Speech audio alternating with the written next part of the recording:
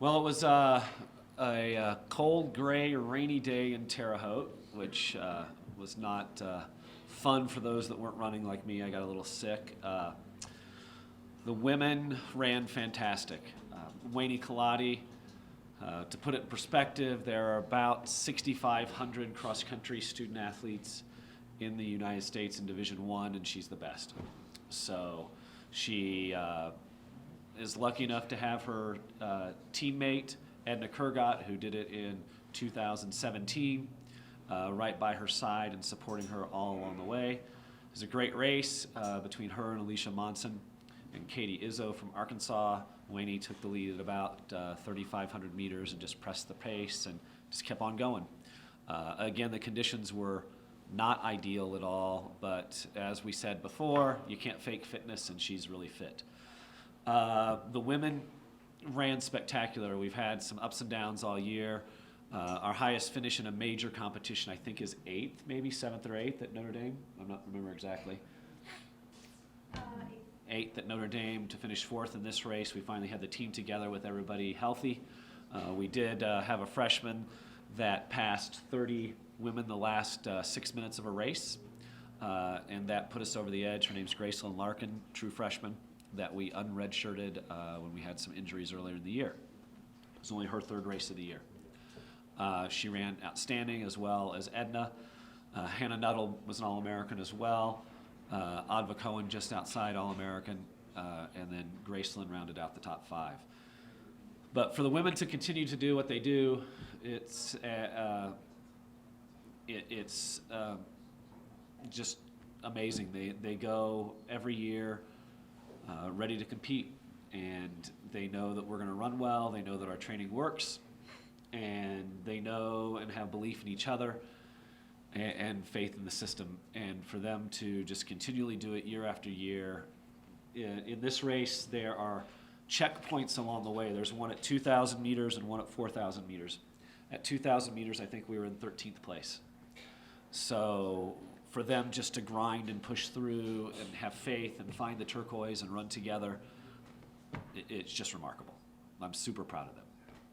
Also, as of 2 minutes ago, Wayne was named National Athlete of the Year by the USCFCCCA.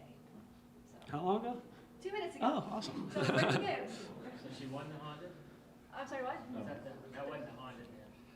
No. No, Honda's next week. Honda, yeah, so they're voting currently, and then it'll be announced, I believe, December 3rd. Which one is this one again? This is the National Athlete of the Year by the USCFCCCA, which is the Cross Country Coaches Association. Coach, can you respond to that?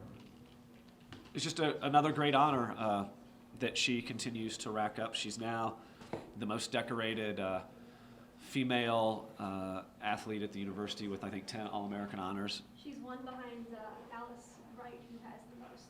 No, Allison has, oh, you're Alice right. has 11 All-American. Alice has 11, okay. So she's getting right there. It just continues to go. She's just, I don't know if you guys have ever seen her before or met her, but she's literally that tall. And she's just a spitfire and full of energy and full of happiness and seizes every day. Hey, Coach. I did not do the buffalo dance. No, I know you didn't. Maybe. But Coach, the question I have for you, and congratulations coming in 4th place. What do you got coming down the pike to get back to maybe number 1 on the podium as a team? And you must have some. Well, 4 ain't bad. That's we have a lot of people. We redshirted quite a few. We have a good group. We lose Edna, which is a huge loss.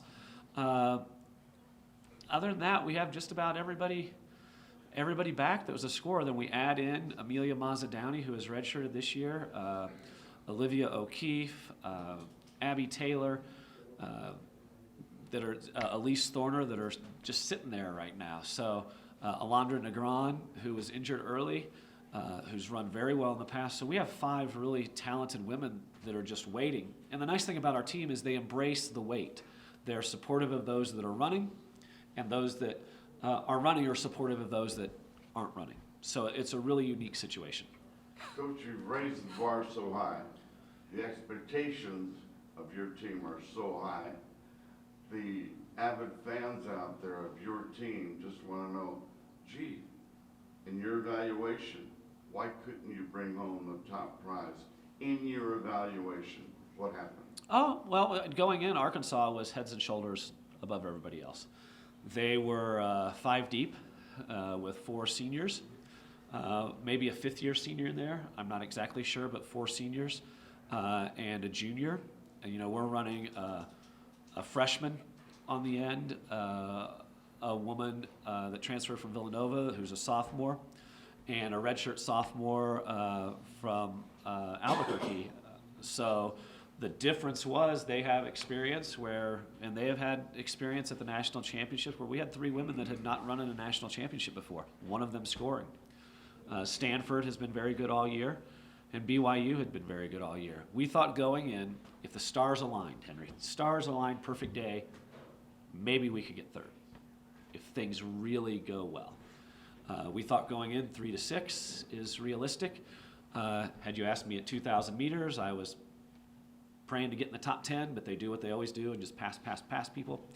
So how do we get there? We just keep plugging along and do what we do, and the stars every now and then align. Joe, sorry to ask such a basic question. That's all right. Does Edna have track out? She does not. She is done. Her indoor, she is done with her time at New Mexico. Coach, what did it add to the experience to win a championship in your home area where, you know, you were talking last week about showing everybody around? Yeah, it was nice. You know, I wish you could have seen the day, though, because it was an absolutely terrible Midwestern day. It was awful. You know, to see her do that, and I actually wasn't able to see her finish because I was in a different part of the course, and you can't really move there. So I didn't know if she had won or not. I had to ask somebody. I was actually getting text messages from people watching it on the television that she had won. So to have her do that and to have Edna do it a couple of years ago, just 80 miles from where I grew up, is just fantastic. And the way she did that and the pressure that one feels going into that race it shows a lot about her character and how she deals with it. And from an outsider not knowing what's going on in her head, she just enjoys the experience. Coach, has she ever had really any injuries or been sick? It seems like I should have said that, right? No, she's been relatively healthy and That's what I injury-free. thought, yeah. But that tends to be most of our team as a whole.